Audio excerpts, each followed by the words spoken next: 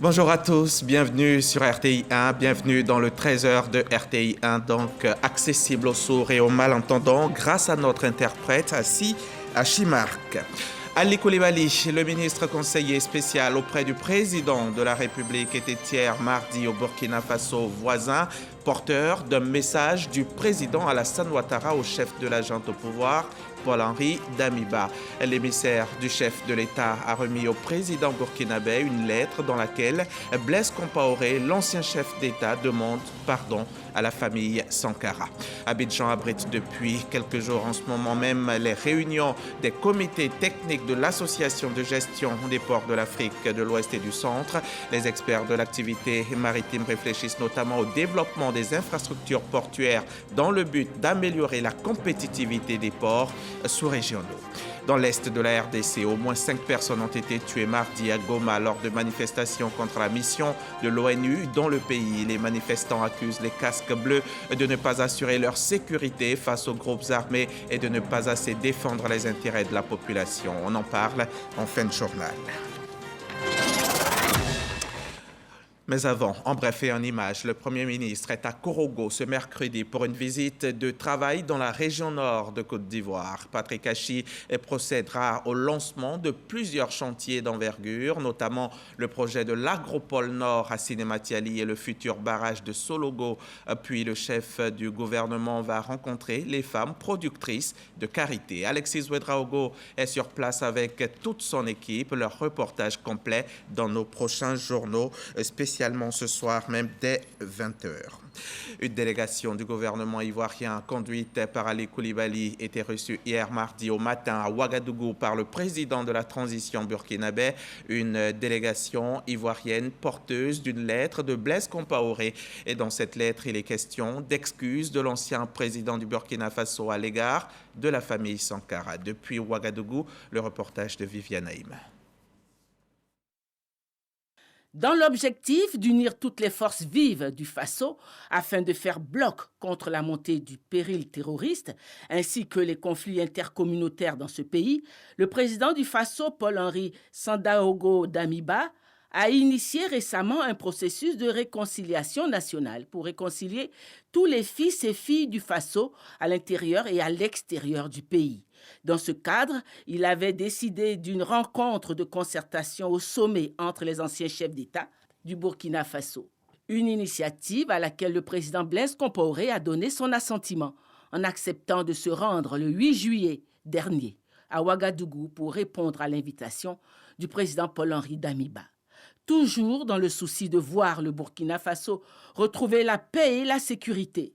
Ce mardi 26 juillet, le président Blaise Compaoré, faisant preuve de grandeur d'esprit, a, dans une lettre adressée au peuple burkinabé, fait son mea culpa et demandé pardon. Le ministre conseiller spécial auprès du président de la République, Ali Koulibaly, était porteur de ce message au président Paul-Henri Damiba. Il était accompagné par Djamila Compaoré, la fille du président Blaise Compaoré. J'appelle tous nos compatriotes, les filles et fils du pays, de l'intérieur comme de l'extérieur, à une union sacrée, à la tolérance, à la retenue, mais surtout au pardon pour que prévale l'intérêt supérieur de notre nation. La gravité de l'heure nous interpelle aujourd'hui à œuvrer ensemble pour trouver des solutions afin de sauver notre nation en péril. Mes chers compatriotes, pour ma part, je demande pardon au peuple burkinabé pour tous les actes que j'ai pu commettre durant mon magistère, plus particulièrement à la famille de mon frère et ami Thomas Isidore Noël Sankara. J'assume et déplore du fond du cœur toutes les souffrances et drames vécus par toutes les victimes durant mes mandats à la tête du pays et demande à leurs familles de m'accorder leur pardon. Je souhaite que nous puissions aller de l'avant, désormais, pour reconstruire notre destin commun sur la terre de nos ancêtres. Ensemble, dans un esprit de patriotisme, donnons-nous la main pour taire définitivement nos querelles et rancœurs. Il est important aujourd'hui de travailler au recouvrement de l'intégrité territoriale, à la reconstruction et à la promotion d'un environnement favorable à l'épanouissement durable pour tous. C'est l'unique voie qui permettra ainsi de mettre fin à nos incompréhensions et conflits intercommunautaires pour lutter efficacement contre le terrorisme qui a tant saigné notre pays et ébranlé ses fondements. Nous le pouvons. Nous le devons à notre cher pays dans un sursaut patriotique. Que Dieu bénisse le Burkina Faso.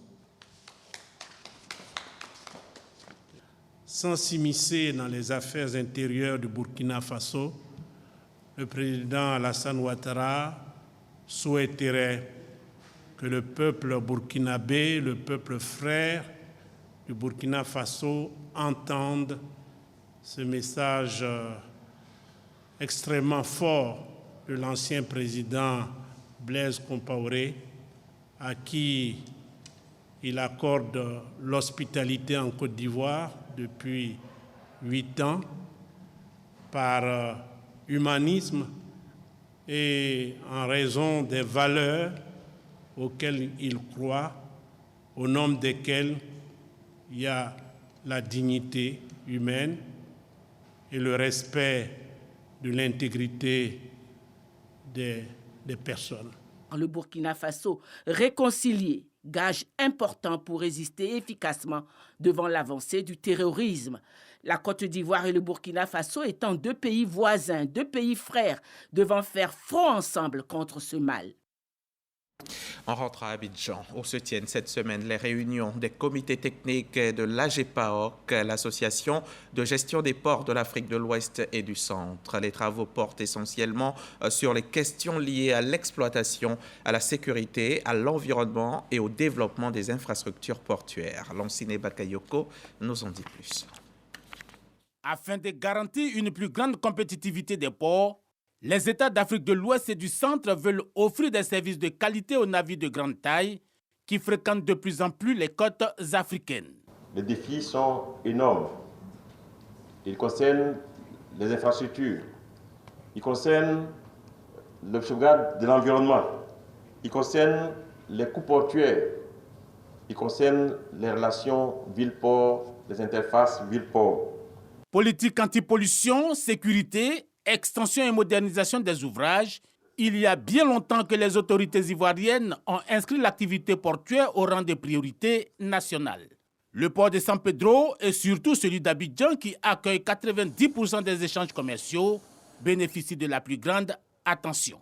Depuis 2012, grâce à la volonté affichée de son Excellence, Monsieur le Président de la République, M. Alassane Ouattara, ce sont plus de 2000 milliards de francs CFA qui sont investis dans les 2 ports ivoiriens, Abidjan et San Pedro. Tout ceci pour booster leur compétitivité. Mais l'efficacité opérationnelle de tous ces investissements appelle à une synergie d'action autour d'un dispositif régional intégré. L'examen des problèmes de pollution de l'environnement dans la sous-région sur les infrastructures portuaires sera présenté par chacun des experts en complément des études initiées avec la Banque mondiale dans le cadre du partenariat Banque mondiale AGPAOC sur les ports durables, dont une charte a été signée par les ports membres. L'Association de gestion des ports d'Afrique de l'Ouest et du Centre prévoit réaliser des investissements complémentaires destinés à assurer son autonomie financière. Ces questions devraient être finalisées probablement au 42e Conseil annuel prévu en novembre prochain à Luanda, en Angola. L'ONPC, l'Office national de protection civile, a convié cette semaine ses agents à une réunion de validation à Grand-Bassam, à une 50aine de kilomètres d'Abidjan. Il s'agit de la validation des documents de politique et de stratégie nationale de protection civile. Le ministre de l'Intérieur et de la Sécurité était à l'atelier. Didier Nguessan et son équipe y étaient aussi. En cas d'inondation, de sécheresse ou d'accident industriel, les pompiers civils contribuent à la protection des biens et des personnes aux côtés des pompiers militaires. L'Office national de protection civile coordonne ces activités de sauvetage. On entend leur donner un plus grand dynamisme à travers la mise en place d'une politique et d'une stratégie nationale. L'Office et ses consultants réfléchissent sur les modalités pratiques. Il est impérieux que la Côte d'Ivoire se dote d'une politique et d'une stratégie nationale qui prennent en compte les aspirations de l'ensemble des parties prenantes provenant des structures publiques, privées, des ONG, de la société civile, du système des Nations Unies et des partenaires techniques et financiers. Une fois les documents validés, les recommandations seront formulées avant le processus d'adoption par le gouvernement. Face à ces défis, aussi divers que polymorphes, il convient de savoir la conduite à tenir et connaître également les dispositions à prendre, ainsi que les moyens appropriés à dégager afin de les prévenir et, le cas échéant, d'y répondre promptement et surtout avec efficacité. C'est la raison d'être de la politique de stratégie nationale de protection civile. À terme, les situations d'urgence pourront être gérées de manière beaucoup plus rationnelle. Tenez-vous prêts, c'est l'heure, on part au front. La lutte contre le coronavirus.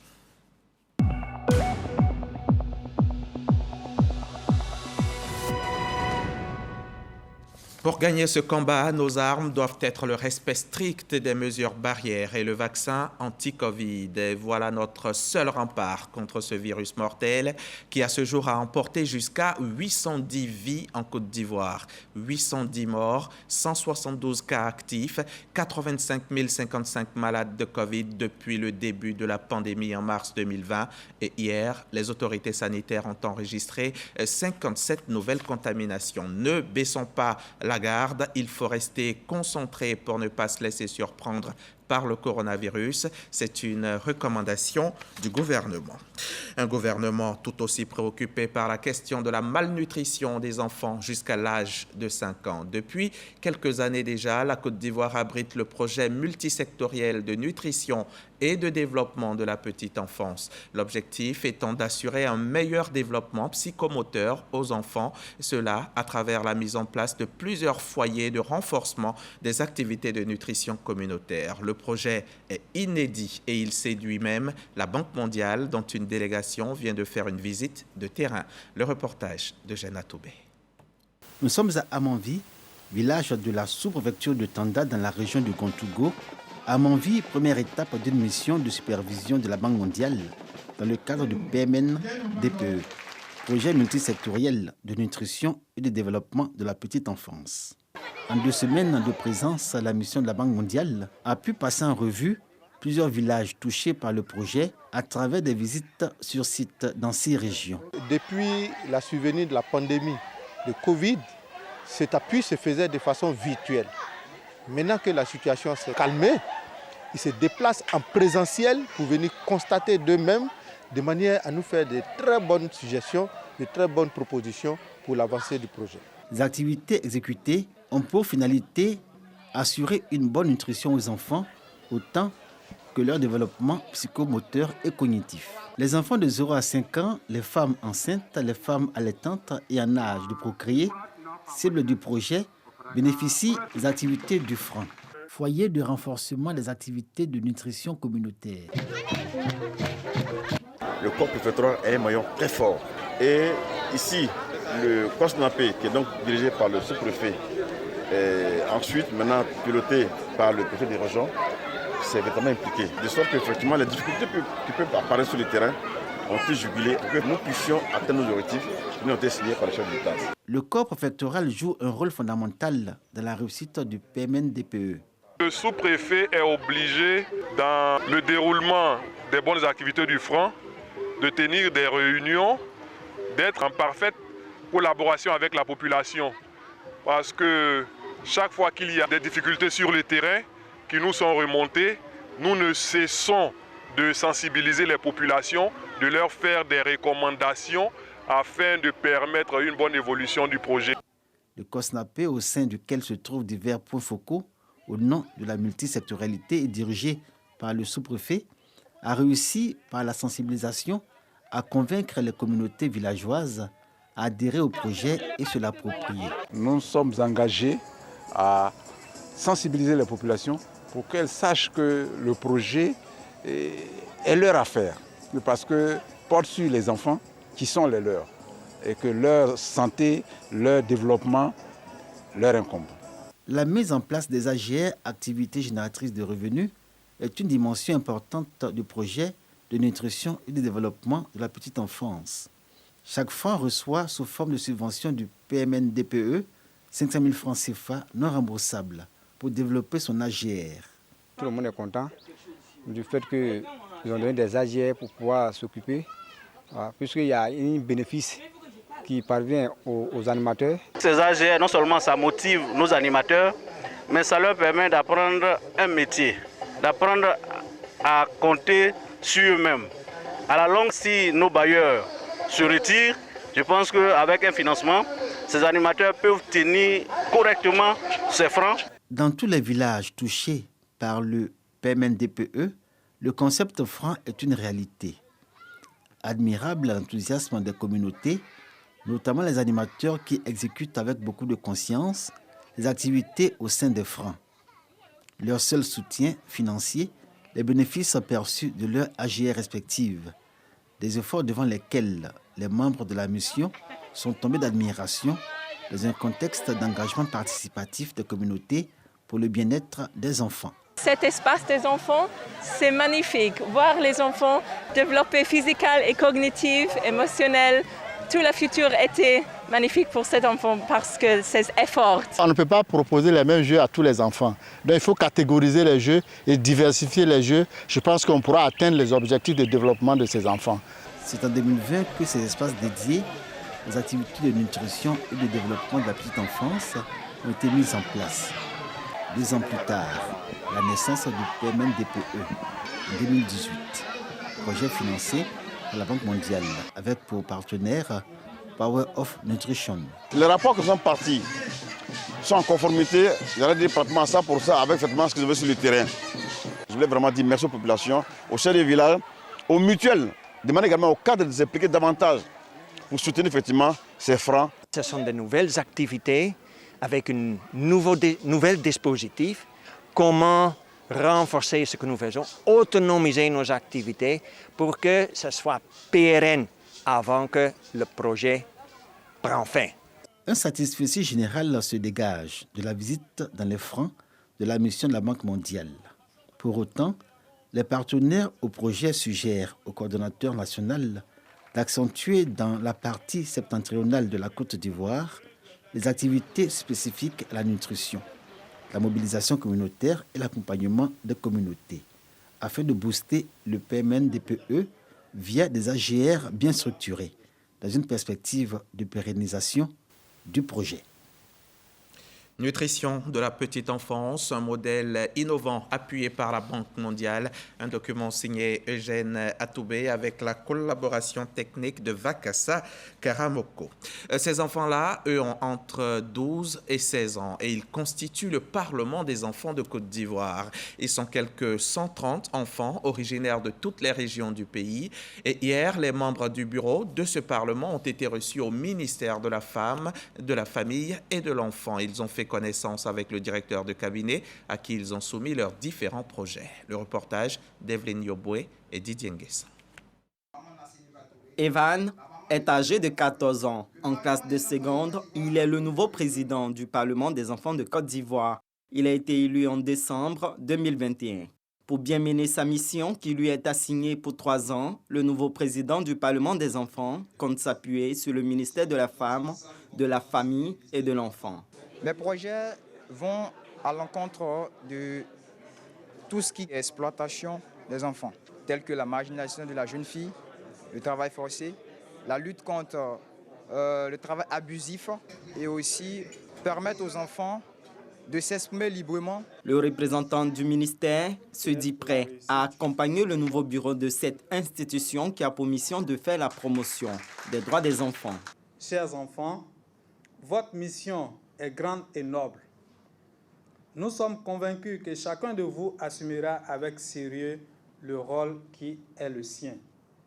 Déjà, nous pouvons vous assurer du soutien de Madame la ministre, de la Femme, de la Famille et de l'Enfant, votre tutelle, ainsi que de tout son département ministériel pour la réussite de votre noble mission.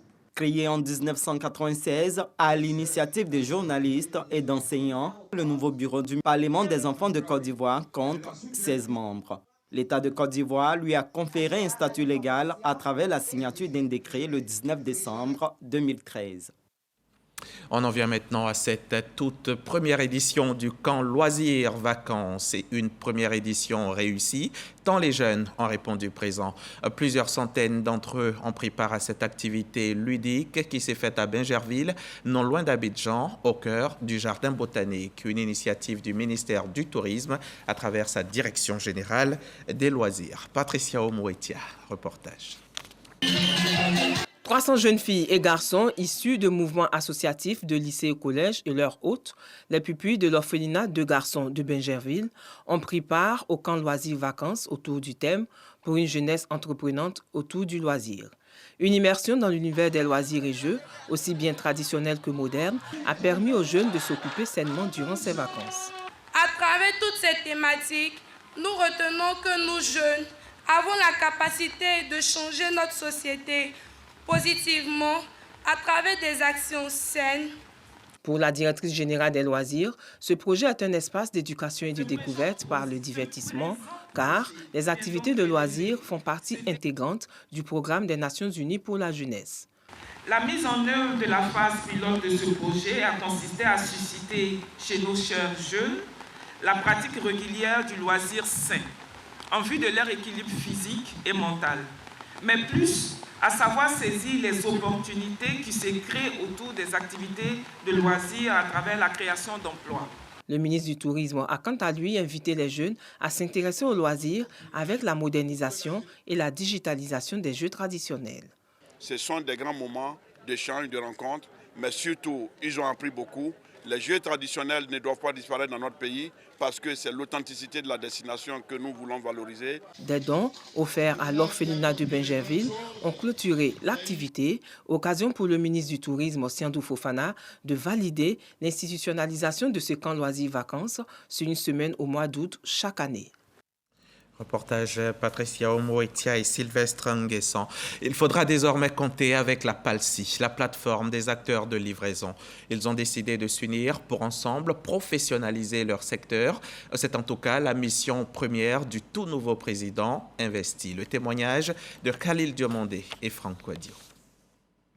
Ousmane Bamba. C'est à lui que revient désormais la responsabilité de diriger la plateforme des acteurs de livraison de Côte d'Ivoire, PLC. Il est désigné par ses pairs pour mettre en œuvre leur vision, à savoir professionnaliser le secteur de la livraison. Une vision en parfaite corrélation avec les objectifs du nouveau président. Les chantiers sur lesquels nous allons travailler, c'est d'abord l'identification de tous les acteurs de la livraison en Côte d'Ivoire. On doit savoir au moins combien de personnes évoluent dans le secteur et ceux qu'on peut aider à pouvoir peut-être se professionnaliser dans le secteur. Et ensuite, entamer des campagnes de sensibilisation. On va faire des formations pour la prise de conscience sur l'incivisme, sur la sécurité routière. C'est pourquoi on a des partenariats avec l'OSER. La livraison, c'est toute l'économie. Que vous soyez dans les hôpitaux ou la restauration, vous avez toujours besoin des services de nos amis de la livraison. Donc c'est un secteur à fort potentiel en termes d'emploi, en termes de croissance. Donc je demande au gouvernement de les soutenir. Le meilleur soutien, ce n'est pas des textes, ce n'est pas des lois. Le meilleur soutien, c'est de leur donner des marchés. La plateforme des acteurs de livraison de Côte d'Ivoire, PLC, existe depuis 2 ans. Elle compte à ce jour 12 associations avec plus de 1000 livreurs affiliés. Et maintenant, on part pour Tiémélécro, département de Mbato. Là-bas, les populations rêvent de développement et elles s'en donnent les moyens. Les filles et les fils de la sous-préfecture se sont réunis récemment pour définir et poser des actions concrètes. Ensuite, la correspondance d'Herman Yamé. Les fils et filles de la sous-préfecture de Tiémélécro dans le département de Mbato résidant à Abidjan veulent jouer un rôle de premier rang dans le développement de leur localité. Réunis au sein d'une association dénommée Association des ressortissants de Tiémélécro résidant à Abidjan Arta, ils se sont retrouvés à Tiémélécro pour jeter les bases de cette nouvelle dynamique qu'ils veulent insuffler à leur région. Après le cérémonial traditionnel, ils se sont également rendus à la mosquée pour implorer la grâce de Dieu afin que la cohésion et la paix règnent au sein de la sous-préfecture. Nous sommes ici présents aujourd'hui au nom de notre association LATA, une base de cohésion, de faire en sorte que tous les ressortissants de Tiémélécro puissent se mettre ensemble pour montrer notre cohésion, pour faire en sorte que le brassage qui existe dans cette ville depuis longtemps puisse continuer à exister. Pour les autorités administratives et coutumières, Cette initiative mérite d'être soutenue et encouragée. Pour elle, c'est la cohésion et la solidarité qui peuvent faciliter le développement de cette sous-préfecture. Le message que je voulais en tout cas vous transmettre donc, au nom du gouvernement et vous encourager à continuer donc de prier pour le pays, pour le président de la République et toutes les institutions républicaines pour que, de par la stabilité de ces institutions, notre pays demeure en paix et dans la tranquillité. C'est par la finale de football dotée du trophée Agioukwa Traoré, président d'honneur de l'ARTA, que s'est achevée la commémoration des 10 ans d'existence de cette association.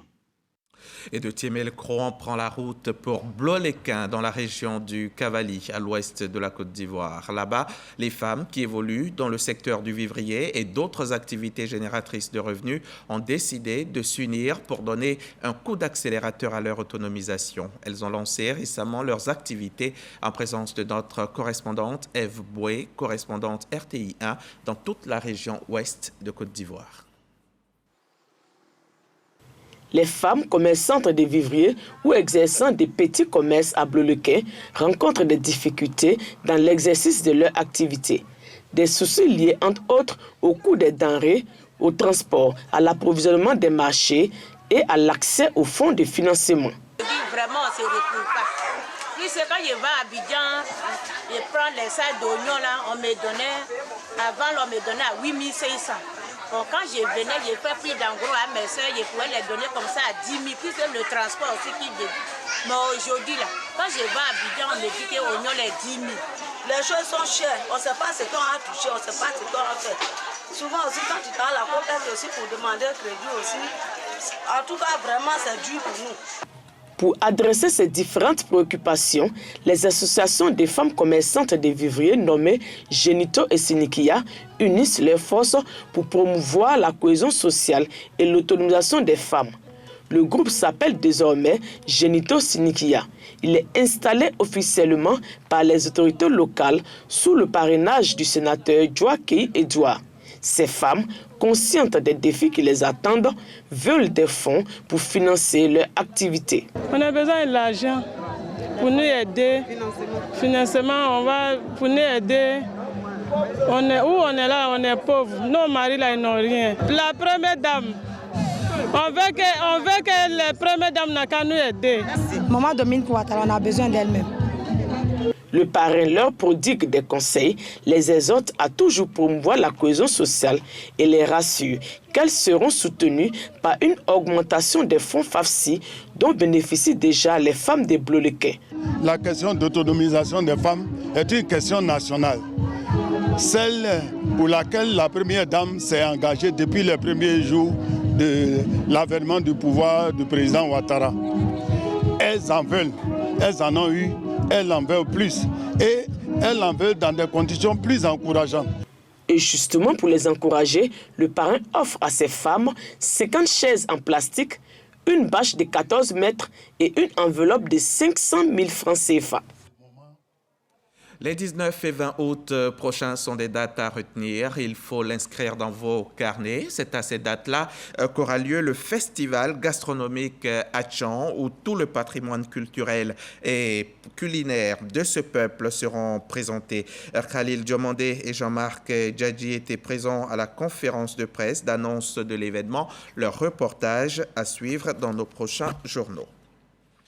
Dans l'est de la RDC, au moins 5 personnes ont été tuées hier mardi à Goma lors de manifestations contre la mission de l'ONU dans le pays. C'est ce qu'a rapporté le gouvernement. Les casques bleus sont accusés par les manifestants de ne pas assurer leur sécurité face aux groupes armés et de ne pas assez défendre les intérêts de la population. Présente en RDC depuis 1999, la MONUC, mission de l'ONU au Congo, qui est devenue la MONUSCO, mission de l'ONU pour la stabilisation en RDC en 2010, compte actuellement plus de 14 000 soldats de la paix.